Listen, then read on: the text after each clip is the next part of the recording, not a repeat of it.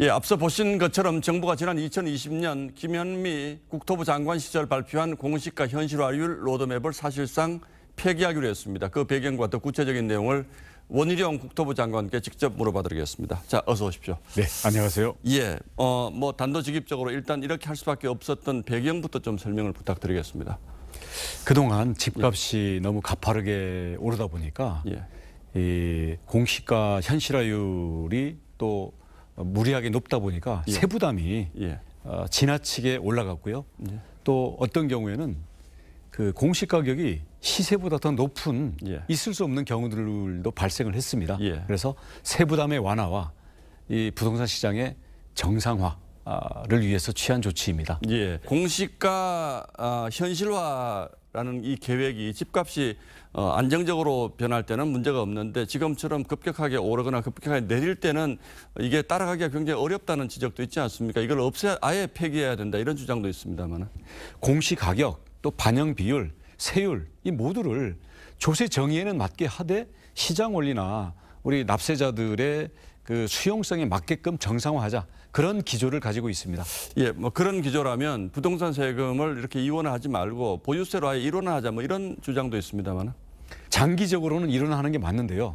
보유세는 사람에 대해서 매기고 재산세는 물건에 대해서 매기다 보니까 이렇게 하려면 이 공사가 너무 커집니다. 좀 장기적인 과제라고 봅니다. 자, 결국 아까도 잠시 말씀을 드렸습니다만 세법 문제는 결국 이제 국회의 협조를 얻어야 되는데 야당이 지금 많이 반대합니까?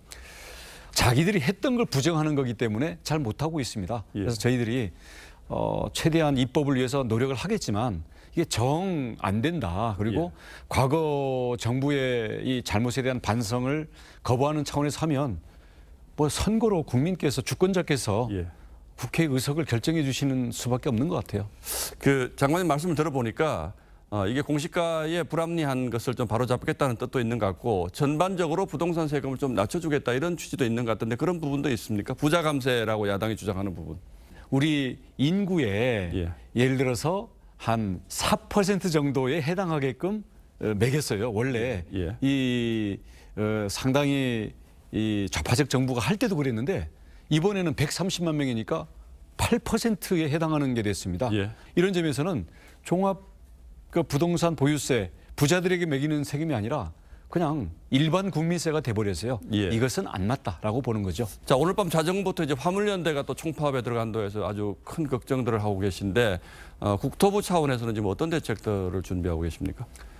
우선 화물연대가 운송 거부를 하는 것은 지금 소위 안전운임제를 더 연장을 해달라는 거거든요. 그런데 이것을 영원히 하는 것은 있을 수가 없고요. 저희가 3년 연장에 대해서는 이미 저희가 수용안을 제시를 했습니다. 그럼에도 불구하고 지금 운송 거부에 들어가는 것은 어떤 이 민주노총과 이 투쟁력을 과시하겠다라는 이런 의도로 보이는데요. 저희는 대책은 두 가지입니다. 하나는 그 대체 운송 수단을 최대한 확보해서 물류의 차질이 최소화되도록 하는 게 첫 번째고요. 두 번째로는 화물연대의 집단적인 불법 행동 그리고 특히 정상적으로 운송에 참여하는 그런 조합원들, 비조합원들에 대해서 뭐 공포 분위기를 조성하는 이런 부분들에 대해서는 법과 원칙에 입각해서 엄정하게 대응하겠다. 특히 이번에는 만약에 물류를 중단시켜서 피해가 커지는 게 분명할 경우에는 저희는 운송 개시 명령도 역사상 최초로 발동하려고. 운송 개시 명령을 발동하면 어떤 일이 벌어집니까? 개시 명령을 받고도 계속 거부를 하면요. 자격 취소가 될 수가 있습니다. 법에 있는데 역대 정부에서 이걸 행사를 안 했는데요. 이번에 벌써 5달 만에 또 운송 거부를 하고 이번에 공공연히 뭐 반도체를 비롯해서 대한민국의 모든 기간 산업을 지금 세우겠다 이러고 있거든요. 지금 사우디 왕세자도 다녀가고 지금 일론 머스크도 지금 한국에 대한 투자 계획을 얘기하고 대통령이 오늘 또 수출 전략 회의도 열어가지고 기업과 정부가 모두 합심이 돼서 이 세계적으로 어려운 경제 상황에서 정말 좀 살려보자 이러는데 자기네들의 요구를 안 들어주면 나라 전체를 주저앉히겠다 이런 식의 그 집단적인 억지를 언제까지 우리가 끌려다녀야 되겠습니까? 그 운송 거부를 처리하기를 바라고요. 만약에 이게 며칠간 이어지게 되면은 저희는 운송 개시 명령을 통해서 우리 헌법과 법이 우리 정부에게 준 임무를 저희는 흔들림 없이 행사하겠습니다. 그 안전운임제가 품목 확대는 어렵지만 불가하지만 3년 정도 더 시행을 해보자 이제 이런 안을 내놓으셨는데 이게 화물연대가 수용할 가능성이 있는 안입니까? 화물연대의 최소한의 요구는 담겨져 있는 겁니다. 예. 지금 안전운임이라는 이름으로 돼 있는데요.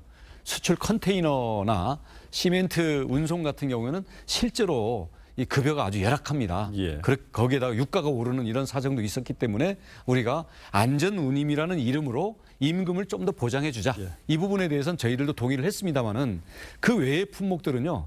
월급도 많고요. 예. 또 이걸 표준 운임을 계산할 방법이 없어요. 예. 그럼에도 불구하고 이것을 요구하는 것은 일방적인 굴복을 요구하는 것이기 때문에 수용하기가 어렵습니다. 예, 알겠습니다. 하여튼 뭐 물류가 멈춰서는 일은 없도록 좀 남은 시간이 있으니까 좀 최선의 노력을 다해 주시기를 당부를 드리겠습니다. 네. 예, 오늘 말씀 고맙습니다. 네. 예, 감사합니다. 예.